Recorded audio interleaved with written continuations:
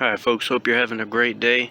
I'm just updating you on the progress of the peas. They're doing really well. They had something to grab onto though, so that made a huge difference it seems.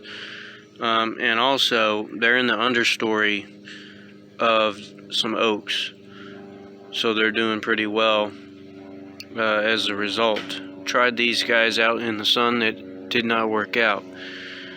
But this understory seems to be doing the trick. It's almost the middle of November 2021, and you see the results here. We're not suffering from any kind of damage whatsoever.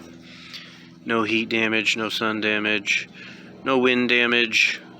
I don't even see any bug damage.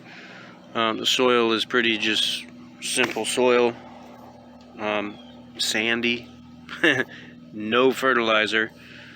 Everything I do is no fertilizer right now. I'm really just trying to, see what I can get away with. No mulching, no manure, none of that stuff. So, yeah, it got below 60 degrees a few times already, and these guys are still doing just fine. Anyhow, I'll keep you updated on the progress of these peas going into the winter. Thanks for watching.